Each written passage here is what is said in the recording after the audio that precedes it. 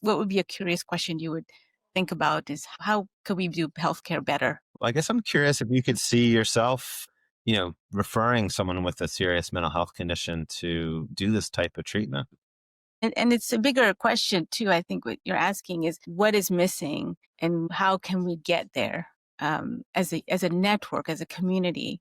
And I think that is really supportive of a vision that takes us beyond our own practices, but to other elements of what's needed. My curious question is, what do you feel like is the biggest thing that you're taking away from this conversation today? My biggest thing is I really have honed in on this idea of metabolism and really feel that that's where the conversation sometimes needs to begin. Welcome to the Too Curious MD podcast. I'm Dr. Ali Ahmed. And I'm Dr. Soraya Rahman. With the wisdom from holistic, alternative, and these conventional medicine, we are here to challenge the status quo. We're curious about the connectivity and complexity between diverse fields of knowledge as they relate to consciousness, chronic illness, mental health, resilience, and beyond. Learning more about the art and science of healing or listening to stories of extraordinary healing. You're in the right place.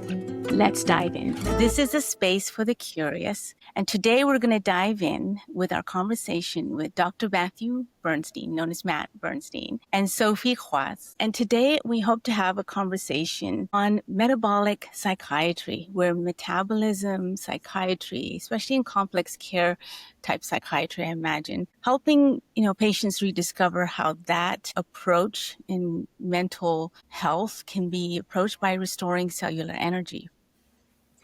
And I'm going to also introduce Dr. Matt Bernstein, who is a Harvard-trained and in psychiatry, and so happy to have you. And a member of the Open Mind Foundation. He also has a practice in Elkhorn Center as well as a core center, where a leading kind of center really approaching metabolic and integrative psychiatry with nutrition and lifestyle changes to address sometimes the biological roots, I would imagine, of mental health. And Sophie Kwass is a clinical social worker who earned her undergraduate at University of Vermont in Burlington and her master's degree in social work at Simmons University, and has also worked alongside with Dr. Matt Bernstein at the Cord Center as a social worker and at McLean Hospital in Belmont, Massachusetts, for over 8 years, where she leads an inpatient program in specializing in bipolar and psychotic disorders. And I believe together, both Sophie and Matt really work on a variety of patient population. But specifically, I hope we can really talk about in this conversation is how does mental health or mental psychiatry, metabolic psychiatry, show itself in our adolescent and young adult population? What has been your experience there? And that's what I hope we can talk about today in this podcast. But before we start, what's your story? What is it about this work that brings you to this place where this is such an important component to healthcare for you? Yeah, so I can share. So I worked in the traditional mental health setting for many years and found that there were many passionate providers, people who provided excellent care. And I always felt like there was something missing. The message was often given that meds and therapy is the treatment for mental health, and that's the standard of care. And if you don't follow treatment recommendations, you're at high risk of ending up back in the hospital or symptoms continuing. And I always felt that there had to be something more that we could do, that there had to be another way. I would treat a lot of patients who their psychiatric symptoms improved with medications, but then often struggled with their ability to fully function and to really thrive in their life. A lot of people who were former athletes who were put on antipsychotic medications and then really struggled just to get up off the couch and to live their life and to exercise and move. And so while the traditional system really helped people in these acute crises, there were a lot of times that it was difficult to see some of the side effects that people were struggling with. And so when I learned about metabolic psychiatry, I thought it was really incredible because it aligns so much with what I see help our clients, which is nutrition, exercise and movement, practicing mindfulness, their sleep schedules, and seeing all of those things come together and really help people is something that I'm really passionate about. And so I learned about the Accord program. I started doing a lot of my own research on metabolic psychiatry and just found it really aligned. And I'm really honored to be a part of the Accord team and to be here today to be able to talk about this work in this field. Thank you. Powerful message of kind of recognizing that the side effects and the effects of treatment can really have on the outcome. So, and I can hear your passion towards something that makes more sense to you, right? Yeah, exactly. Exactly. It really does make a lot of sense. And I notice for myself too that when I'm exercising and moving and I'm eating well, I feel better both physically and mentally. And I think those things are so interconnected. We often separate physical and mental health when in reality, they're so interconnected and we can't fully separate them. Right. Tell us more about you, Matt. What's your story and what brings you to this place that you're doing, the work that Yeah, I'd be happy to share a bit. I've been in practice for about 25 years as a psychiatrist. So I've seen a lot, and I've mostly worked with this kind of population with people with more serious mental illnesses. And exactly as Sophie describes, we just don't have great functional outcomes with these people. The best we can hope for if people take their medication and go to therapy is maybe stabilizing, staying out of the hospital, reducing symptoms, but we're not getting people back to living their full, productive, full lives. And that's really what we should all be caring about. And a lot of that does have to do with the medications themselves having such tremendous side effects, metabolic side effects, but also sedation and just generally reducing motivation and cognition and energy and those types of things. So I've always observed that. And then even still, I was practicing pretty traditionally until I really had a change in my mindset. Two of our three kids got sick with what seemed to look like a psychiatric disorder. It turned out it was much more medical in the end when we finally figured it all out. They had autoimmune encephalitis from exposure to infections and toxins. And eventually, we found our way to getting them help. But it really highlighted for me that a lot of people are out there suffering with what looks like a brain condition, but it's really originating in the body. And our field of psychiatry, unfortunately, has really separated the brain from the body. And that was, another reason why this metabolic intervention is so attractive, because we're back to thinking about the whole system as one. What we do to the body with food and exercise and movement will have beneficial effects on the brain and mental health. And that's exactly what we see when we do these interventions. We have really profound benefits on brain health and mental health through these interventions that, seem to be focused on the body. Yeah, the body, the mind, the emotional health, the spiritual health, the context of what's happening to that body in the space that they're living in, right? Especially for our younger adolescents, which has been my experience in mental health care, extensive amount where you're seeing the victim, I would say, the child, the adolescent that's growing up in an environment and then becomes the problem for the family when there's a complex situation, but all the focus is on that young adult, that child that's, really a representation of so many things. And when it comes to adolescents and our young adult population, the mental health, that care that's being provided, what do you feel is working and what is not, specifically for our teens and young adults today? So I did a lot of work in inpatient psych in my training as well and spent some time working in that field post-graduation too. I think we do a really good job at crisis stabilization. There's some good programs around family work. And I think where we struggle the most is giving these teens and young adults the message that there's something wrong with you, rather than let's really look at all these environmental factors. And we often put kids on medications. We don't really evaluate a full biopsychosocial model of like what's going on within their environment, what's going on within the family dynamic, what's going on at school. How do we make changes to one's lifestyle to really help them get better? And so I think that's one of the biggest things that I see is missing. And, a lot more work around keeping kids within their environment and how do we make these changes within their own environment so that they can build connection, build community, meaning and purpose in their lives. I think all of those things are so important for teens and young adults. Yeah, as we see our numbers rise and our access decrease as we become even more complex, and our generation and the generational differences to that approach to their care, right, is also present. How do you reach a generation like this with this focus that you have in metabolic psychiatry to really address that core issue, which you talked about, Matt, which was that there's something else that could be happening, that autoimmune effect? How do you make that approach in the care that you provide now?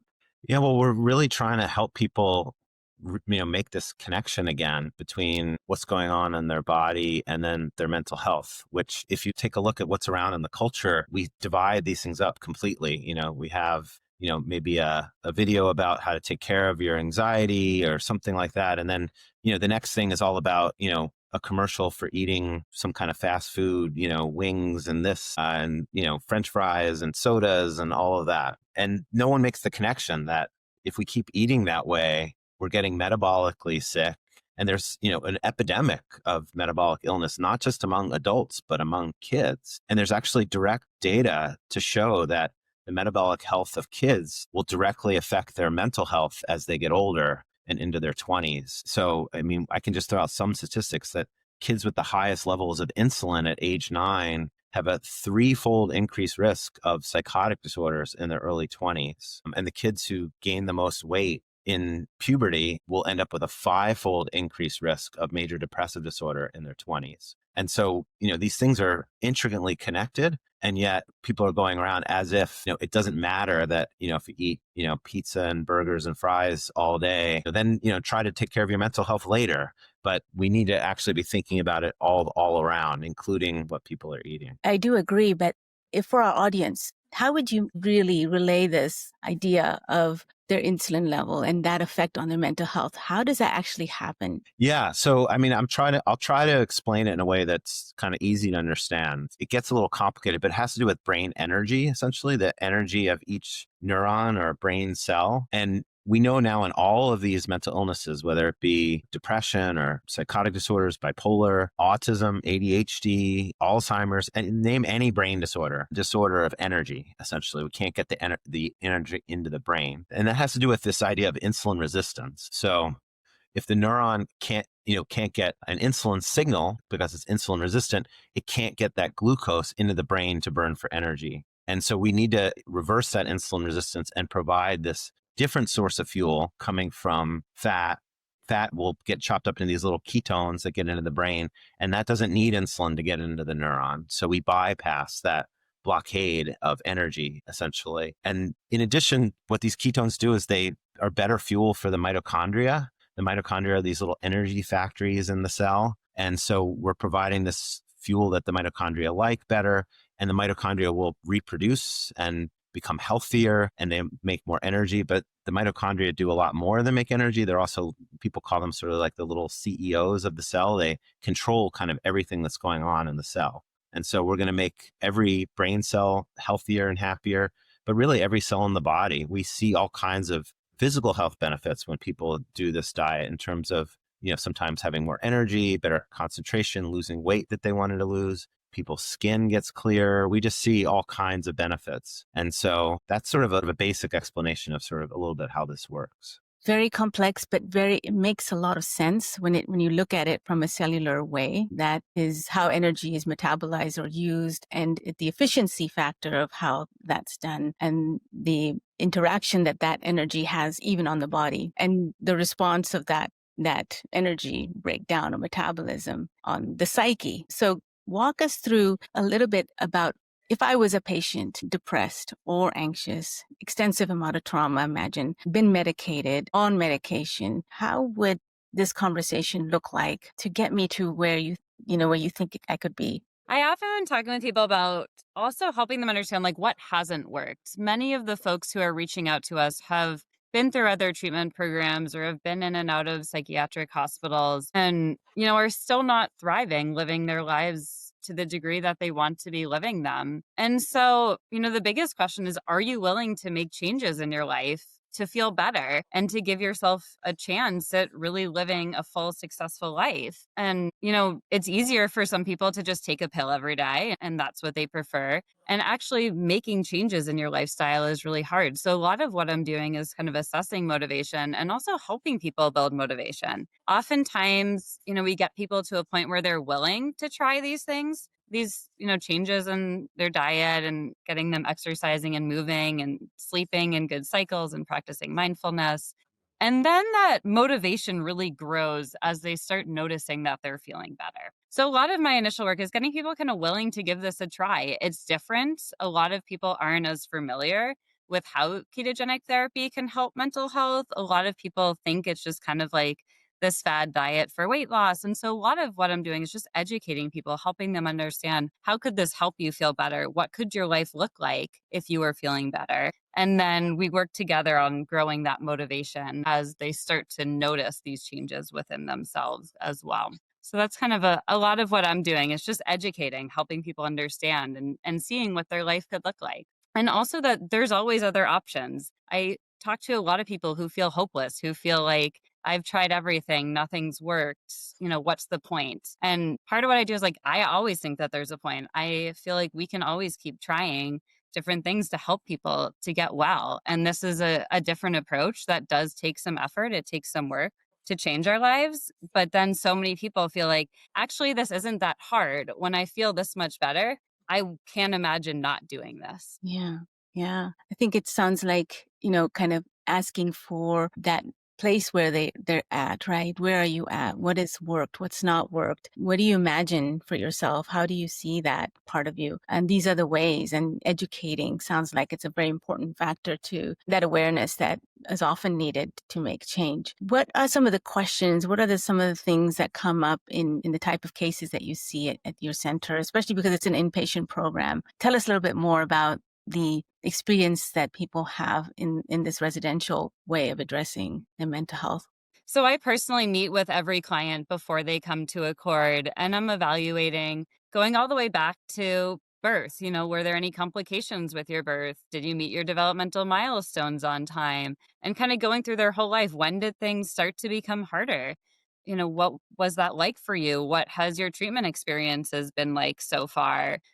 Tell me about any other programs you've been to. Many of our clients have had hospitalizations, and so they're sharing those experiences with me as well. And really just hearing people's story, which I think is so powerful, is, just sitting back and letting somebody share their story with you as well. And then assessing, are they willing to make these changes in their life, and really talking through that and sharing what is that going to look like? And then we're also doing really extensive metabolic lab work before they come in to get a baseline of where they're at as well. We're doing body composition tracking, continuous glucose monitoring, daily ketone level checks, mental health screenings. So we're really gathering a lot of data, some before they come in, some while they're in the program as well, so that we can really best support them.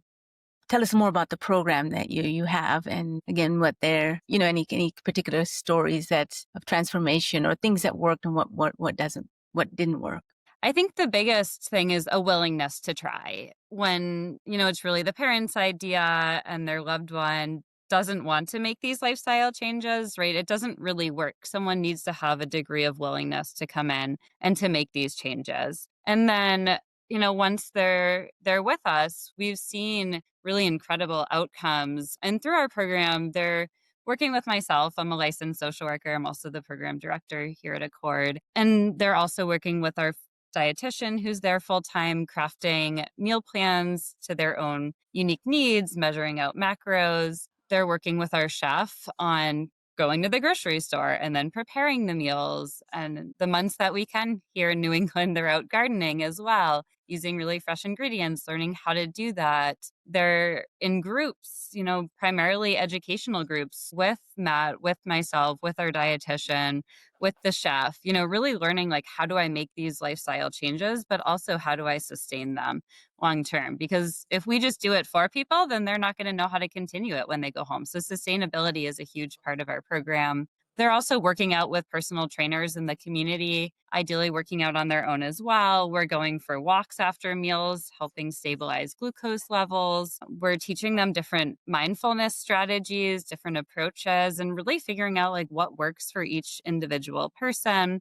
We're working on their circadian rhythm alignment. So really, really individualized approaches to improving metabolic wellness based on each client's goals. And we really value clients being in the driver's seat of their treatment. What do you want to get out of this? What are your goals for yourself and for your life? And how do we align our care to help them work towards those unique goals? We've seen really incredible outcomes. We've seen significant improvement in people's level of functioning. We've seen improvement in people feeling heard from their treatment team, which I think is so important and so powerful. We've seen improvement in various metabolic markers and various mental health screenings too. We've seen people feel like they've gotten their lives back on track, seeing reasons to keep going and to move forward with their life as well. Your clinical focus, Matt, in this, you're bringing in metabolic psychiatry into the realm of healthcare currently. How do you see that? How do you see this approach in conventional health, conventional psychiatry? Why do you think it's not there right now, or what do you think is going to happen? Yeah, I mean, it is pretty new in mental health to think this way. We've for a long time decided that, everything's going on in the brain. And it's all about neurotransmitters essentially in psychiatry. So, we've got some imbalance or deficit in serotonin that might lead to depression or anxiety. And we've got some imbalance in dopamine that might lead to a psychotic disorder. And, that's the way we've kind of think of things in psychiatry. We've decided that, what's going on in the brain is primary. But there is actually a long history of thinking this other way, thinking about diet and brain health. Going back to over 100 years ago is when the ketogenic diet was invented.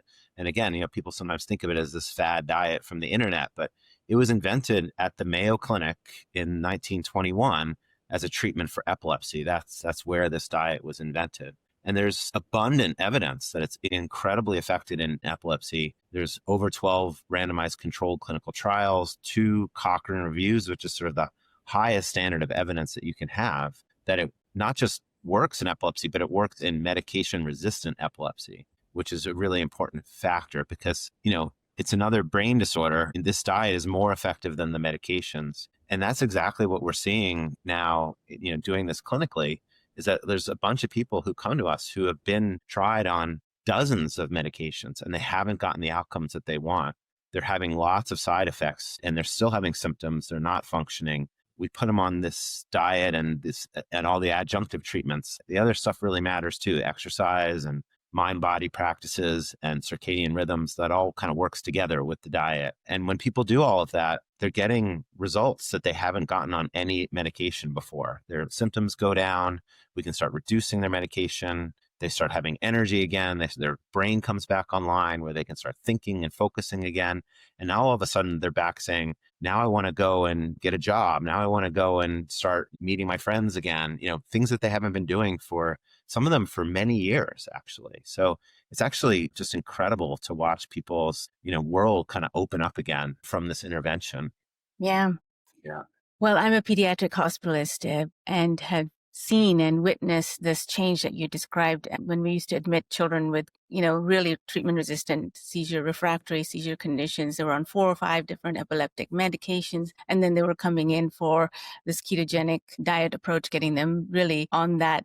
And it's not an easy diet or nutritional state, to first induce and then to maintain. It's a very intensive process as well. But I've also seen patients come off their seizure med just with this alone. There's definitely a strong, as you said, strong clinically evidenced benefit for treating the brain in this way, right? To really treat the brain as an inflamed state and making it much more efficient. Why do we give seizure medications to children or even to adults with treatment-resistant conditions? For the same reason, we're trying to stabilize the energetics of that system. Tell us about how this works, say, for other conditions, say for bipolar or schizophrenia, as you've worked with that population as well with this approach. Yeah. We now have a number of really good looking research trials that have been published in schizophrenia, bipolar disorder, treatment resistant major depression. These are some of the studies focused on inpatients. Some of them focus on outpatients, but we're seeing incredible results in these studies. And that's exactly what we're seeing as well when we're instituting this in the program. People come in, they could be on sometimes 4 or 5 different psychiatric medications, sometimes additional medications just to deal with the side effects of those medications. They have lots of side effects. They're still having symptoms. Within a couple of months, we've been able to reduce those medications. Their symptoms are much lower. They now have energy back online. We see reduction even in, things like people hearing voices. The voices get lower when they're in ketosis for a period of time. And, when I first heard that, when I was a traditionally trained psychiatrist, I'd been working on an inpatient unit.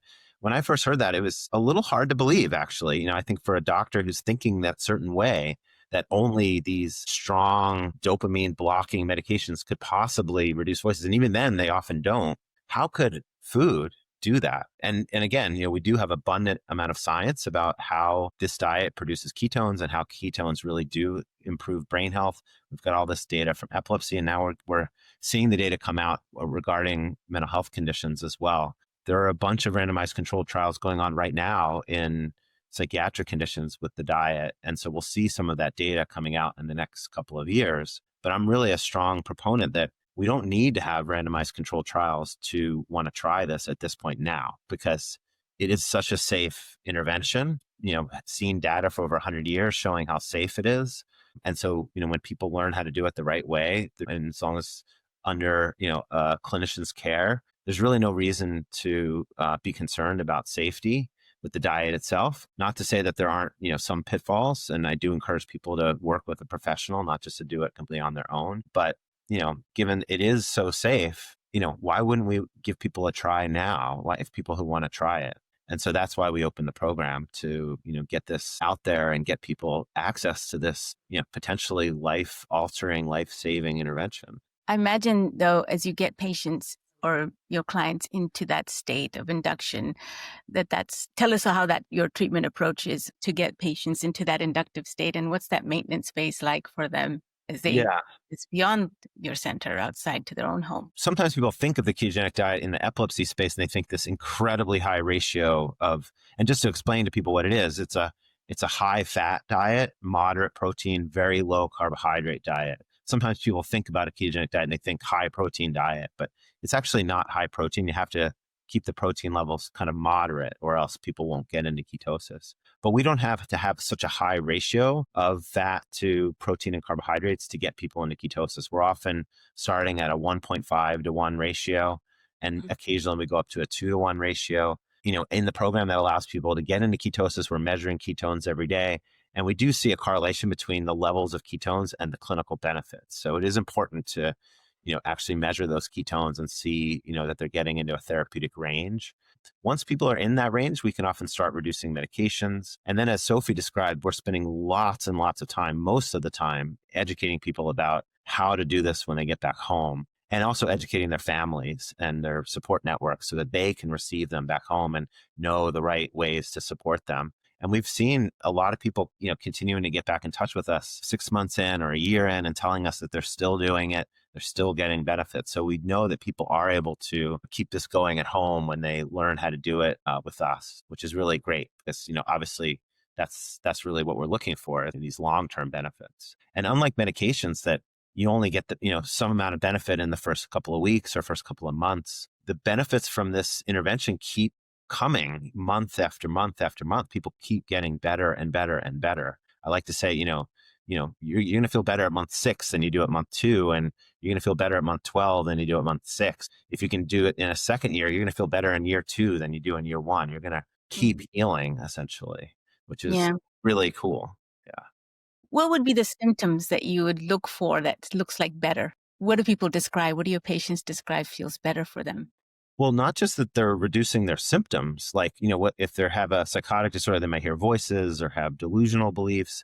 Those get better. if they have bipolar disorder, they're having mood instability, they're having manic episodes or hypomanic episodes and depressive episodes. Those all get better. If someone's depressed, their mood gets uplifted. So that's sort of on the symptom side.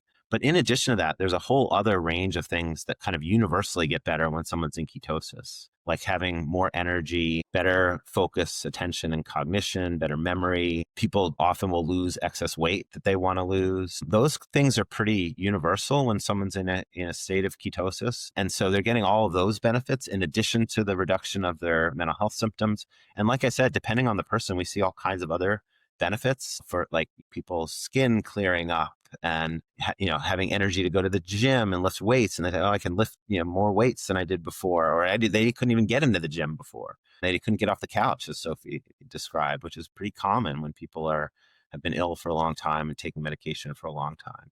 People's taste buds change too. They come in to eat sweets all the time. And then, all of a sudden, a couple of weeks or a couple of months in, they'll say, someone handed me, this dessert. I didn't even want it. I don't have any taste for it anymore. So that's also, something that people are worried that they're not going to be able to satisfy their cravings forever. But the cravings change if you change what you're eating. Yeah. I used to have a Down syndrome clinic in the Middle East, and I had over 300 patients of Down syndrome that used to come in, and I used to provide the health kind of oversight for their care based on, Academy Pediatric guidelines, and did a lot of health supervision for those families and children, and always observing as the child was growing, what was going to happen to the nutrition. How was that behavior going to change as the nutrition changed? Because the understanding of this was such a key component to knowing that there was a trajectory to that possibility could happen. So sugar is addictive. Yeah. It's truly addictive. So I'm addicted to sugar. I have these symptoms that are really treatment resistant. I'm on these medications. I'm addicted. It's an addiction. How do you detox somebody? How do you get them to that place where they actually can overcome this addiction and dependence? I mean, first of all, I agree 100%. Sugar is very addictive, and many people are quite addicted to sugar. I'll tell a story of one person this is someone who I follow in my outpatient practice who, was very addicted to sugar. And she was actually taking one of these GLP-1 medications and had lost a lot of weight.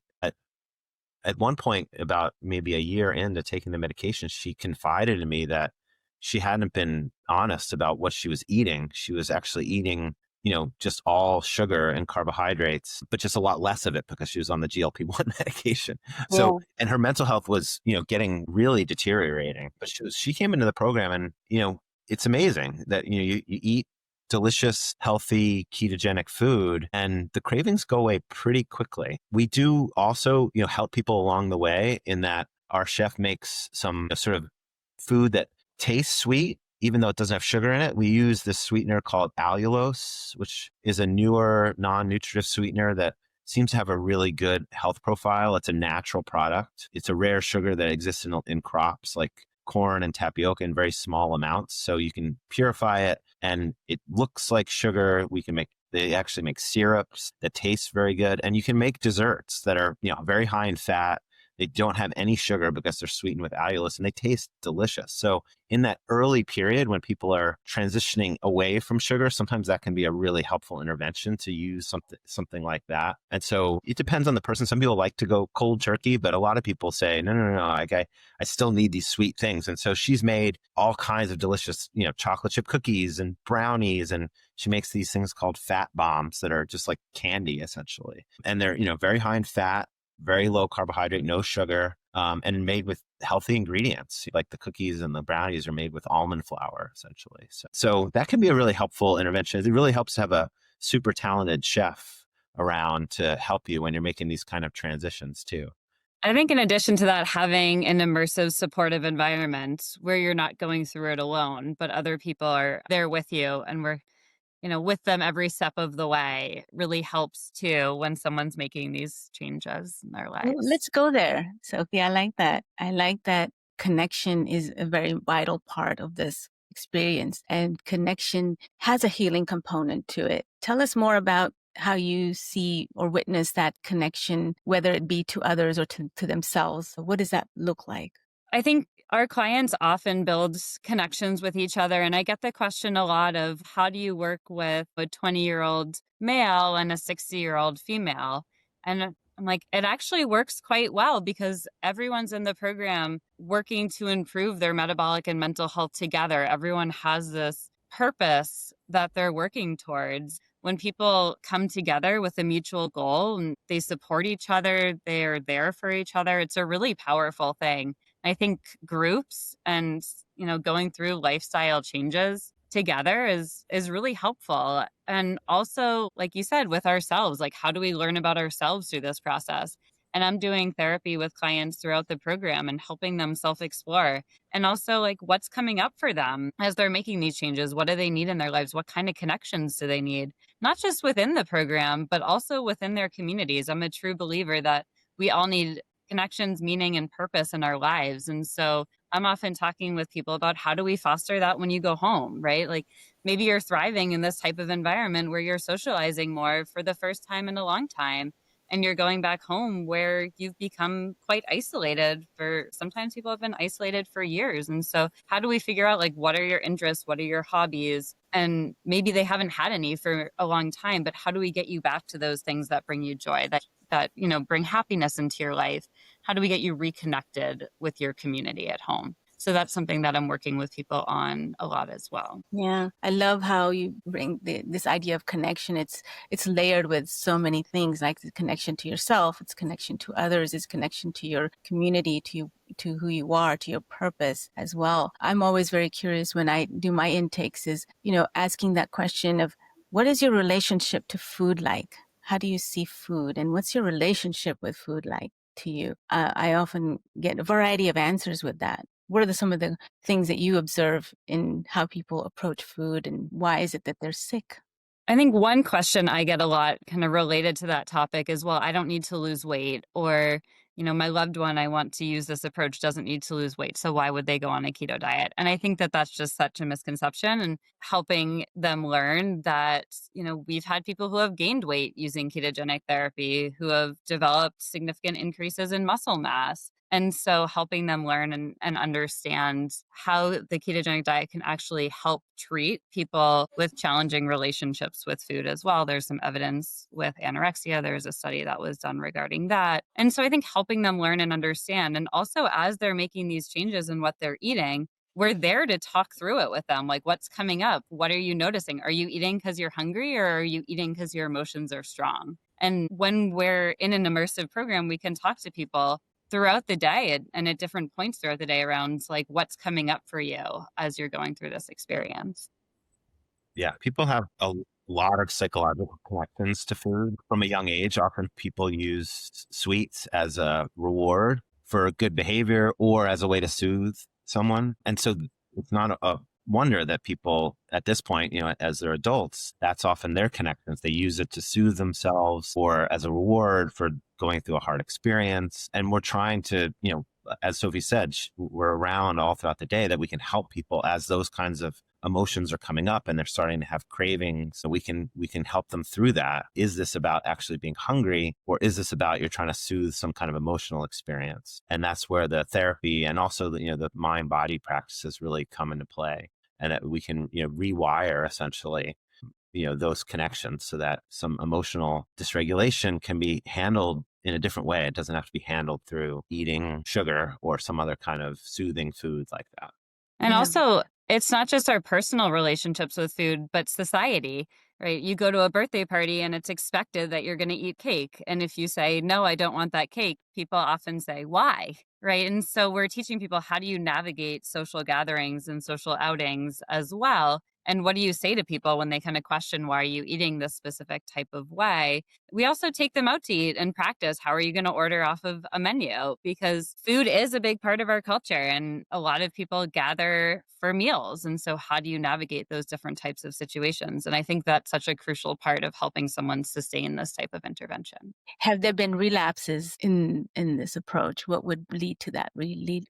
Yeah, I mean, I can talk about, again, someone that I work with who did the Accord program. I continued to work with her after, a couple of months, she was doing amazing. I mean, she's like had said, I haven't felt this well in 25 years. I've essentially been suicidal for the past 25 years. It's the first time I haven't felt suicidal in that whole amount of time. So, incredible result. But then she started having some GI disturbances, maybe a little bit of malabsorption. And she went to her primary care doctor, and the primary care doctor literally yelled at her and said, get off that diet. This is what's causing it. Of course, there's a lot of other ways to handle that. She did go off the diet, and then her mental health really plummeted really quickly, actually. And then she came back to me, and it was a very easy problem to fix. We just added some pancreatic enzymes, which she actually only needed to take for about a week. Malabsorption got better. She's back doing the ketogenic diet. She's back to feeling amazing again. So that's just, one type of story, but, people come off of it for various reasons. What we try to tell people is that, this is a marathon, not a sprint. It's okay to, falter. You're going to have cravings. You're going to, for whatever reason, you're going to travel or be at a certain, situation where you feel like you don't want to do it. That's fine. You can just come back to it. And if you're doing it most of the time, it's going to provide a lot of benefits. Now, there are some people, if they come off of it, disaster happens because their mental health can plummet very quickly.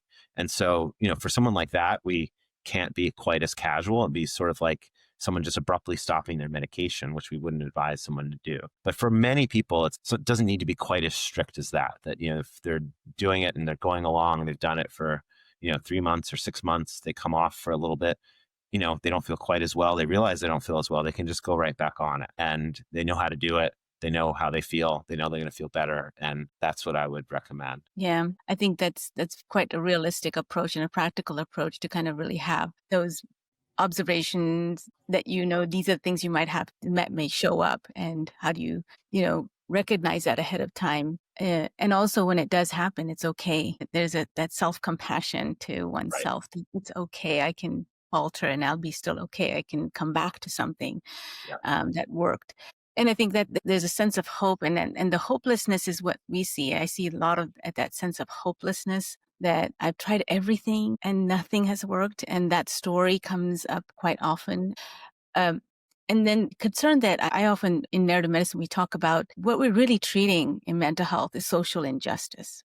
We're really that's all we're treating. We're treating social injustices all the time. And once we kind of really call it out, this is social injustice that we're treating, and understanding what does that social injustice look like for this person and in who they are? How is that showing up, and why is that showing up?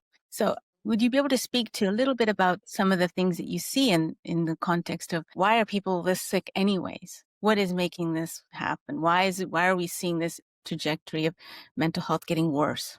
Yeah, I mean, I agree that social factors are incredibly important, especially once someone already has some kind of a crisis or a mental health issue. They often fall out of their social system, and they're seen as someone who has a mental illness. They're not seen as someone who any longer has full agency as a full human being. And that really perpetuates whatever initial problem there was. So, I mean, we do see a lot of people who are socially privileged and they still get a mental illness. So it's not all about social injustice. There are people who just, for whatever combination of psychological factors, biological factors, vulnerabilities, metabolic factors, they'll develop one of these severe mental health conditions, even with there's no trauma history, there's no social discrimination, and yet this will still happen to them. Yeah. So, it is complicated. These interactions between biology and psychology and social factors and spiritual factors, it's incredibly complicated. And sometimes we just don't even know exactly what caused this person to have this problem. One thing that's really great is that we do have now this treatment that is incredibly powerful and incredibly safe and incredibly healthy for the rest of the body, which, to me is incredibly exciting. Because in the past, we were often making people choose between their physical health and their mental health. And now people don't have to choose. They can have both. Well, I'd like to bring that up because a lot of these medications that we do give to patients do make weight occur. People gain weight. They have more insulin resistance with particularly certain psychiatric or medications. And we're creating a problem that we're trying to treat. If you really think about it that way, how would this be recognized in conventional health? How do you make that argument to, say, a colleague, hey, what you're doing is actually making things worse. It's really tricky, I have to say. I was a traditional psychiatrist myself, so I have a sense of sort of what that feels like, especially people who've been doing it for a long time. They've done all this incredible amounts of school and training and clinical experience and working hard in their practice, and people mean well and they want to help people. They didn't learn any of this in school. I didn't learn anything about metabolic psychiatry, metabolism, and mental health, about ketogenic diets in the brain. I didn't learn any of that in my residency training program. So, all of a sudden, you're hearing something that you didn't learn about in your whole, 4 years of medical school and 4 years of residency training. How could that possibly be? And it's only, a diet. I understand why people are skeptical, but I just implore people to keep their minds open, because this really does work. And it really is tremendous amount of basic science out there about why it works and how it works. And there's now growing amounts of clinical evidence as well about its efficacy. Think about the people who can benefit, who are not actually getting better with the traditional treatments. We may be able to keep people out of the hospital, but they're not living a full life. They're not thriving. They've gained 50 or 60 pounds. They're now pre-diabetic or diabetic. And we know that people with serious mental illnesses have a 10 to 20 year shortened lifespan. We really just, need to think about all those things and try to have an open mind. And there's plenty of good places to learn more about the science. And so I implore people to, go out there and, and learn. Well, I believe patients also teach us too, and we learn from our patients every single day, and we can, utilize what we learn and really build that in, because there's a deeper understanding to that.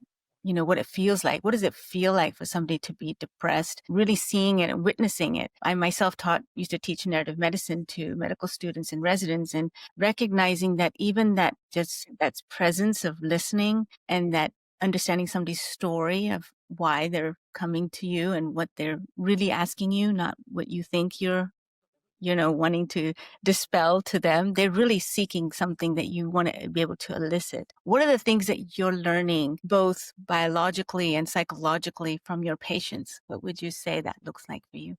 Yeah, I mean, I agree 100% that, as clinicians of any kind, our job is to listen and really listen deeply. What are they trying to tell me? And again, what do I know that might be helpful to this person? I mean, ultimately, being a clinician is about trying to teach something. And first, we have to, though, listen and figure out, what is this person asking? What are they telling me? What might they benefit from learning first? We often skip over that step and just try to teach people the thing that we think we know, as opposed to really listening and hearing what they want to tell us. And it could be so many different things. They could be telling us about their deep psychological connection to food, or they could be telling us about the loss that they had of their family member from 10 years ago, and they've never really been the same since. Yeah.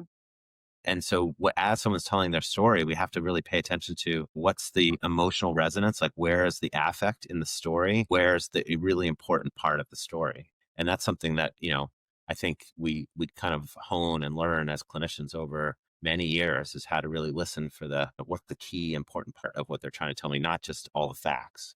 I agree completely. And I think just creating a safe space for people to share their story is so important and so powerful.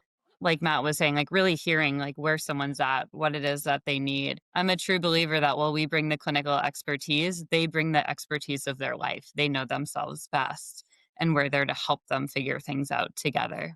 Thank you. Thank you for sharing that. I think it's important that our audience really hear that as well, because our audience is a mix of, clinicians, healers, but also patients.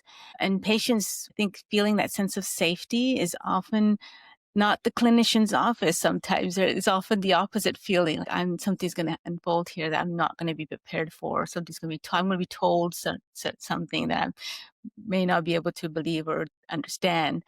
And so that sense of safety, how do you create that sense of safety in your program?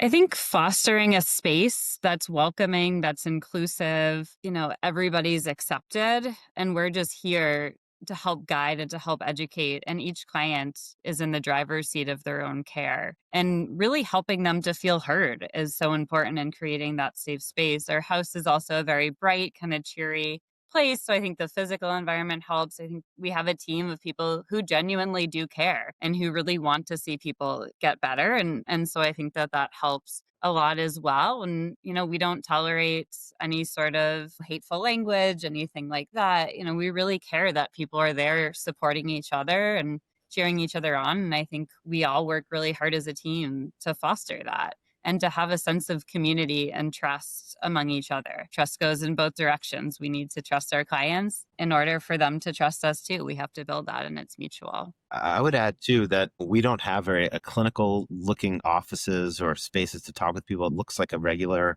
house, or like we have a little sunroom where there's windows around and we can see, all the people walking by and the cars going by as we're sitting and having conversations. And then we also often eat with all together, the clinicians and the clients. People take walks all together. I know, Sophie, you've sometimes done your best clinical work taking walks with people, and people come back and say like, oh, we had this amazing talk while we were walking, and I learned all this stuff about that's really important that now I know. And I was like, oh, when did that happen? Oh yeah, when I was taking a walk with Sophie. And so people often really feel more comfortable side by side with someone as opposed to like looking straight at each other sometimes. And all of a sudden, and also when moving, sometimes people the movement of walking and, moving goes together with parts of the brain being activated, and it kind of activates the ability to share and open up in certain ways. So depends on the person, but we try all of these different things as ways to try to find connection with people. And we've had success in lots of different ways of doing it. Yeah. I often, when I've taught social work students and, had interns as well, I often say some of your best therapeutic work is not going to happen where you're taught, where it's a 45-minute session once a week.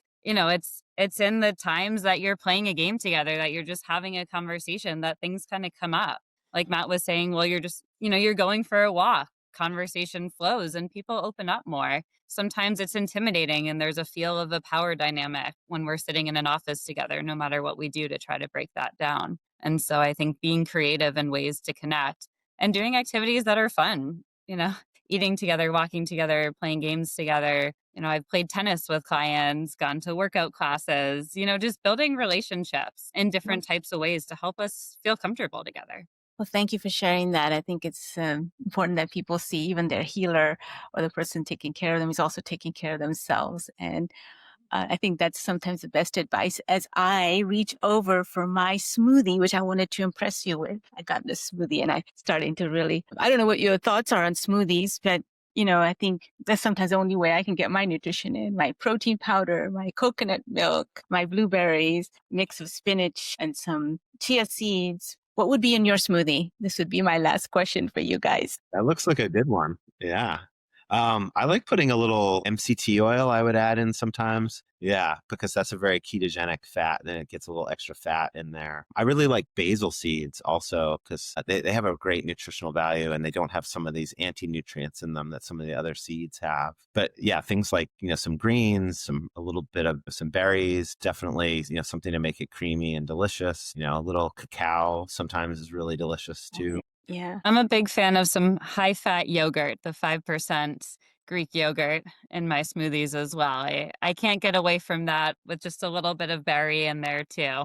It's one of my favorites. Yeah, the coconut yogurt too. Yeah. Hard to get sometimes at the regular grocery stores. I go looking around for that coconut yogurt. And when we talk about social disparity and we talk about access to food, that is also something that we're really struggling with in our society. There is a big distortion to what is healthy and what is seen as healthy and how that's marketed to especially our ends of the spectrum. I mean the broad spectrum in our population, but really to that ends of the spectrum of those that demographic, what their nutrition is, what their access is to nutrition.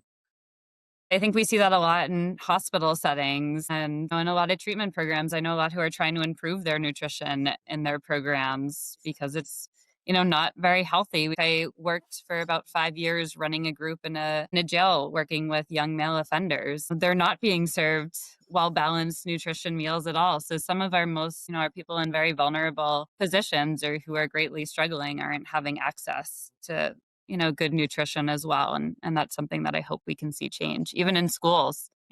growing up. There's pizza day once a week, or when I was in school anyway. There's a lot of things that are, just not very nutritiously dense. Anything you want to say, Matt, about how we can approach access to food in especially our disparate communities? Yeah. Well, I think, it's one of the sometimes one of the resistances or concerns people have about this kind of intervention is that, oh, well, it's so expensive to eat a healthy ketogenic diet. That's not necessarily true. There was a study done in the South Bronx with people on food stamps and supplemental nutrition programs, Medicaid, who had diabetes, and they instituted a whole foods ketogenic diet, and they were able to do that in that environment and have tremendous success reversing type 2 diabetes with the ketogenic diet. And if you think about it, not all of this food needs to be expensive. You can get, the least expensive ground beef has got the highest fat content. You can get some eggs and some cheese, and some onions and peppers, which are not expensive, and even almost any grocery store would have. And all of a sudden you can make a very ketogenic whole foods meal. The key is that people are motivated and they were willing to cook their food. You can't go out and buy all of that at a restaurant for an inexpensive price, but you definitely can do it if you go to the grocery store and make some baked food. And it's been shown that actually can happen. So I think it's always important to share that this is not just for people who buy fancy, pasture raised eggs and grass fed beef and wild caught salmon. All that stuff is nice, and there are some additional health benefits, but it's not the core of what we're talking about. Yeah. I'm going to give a little shout out to Costco.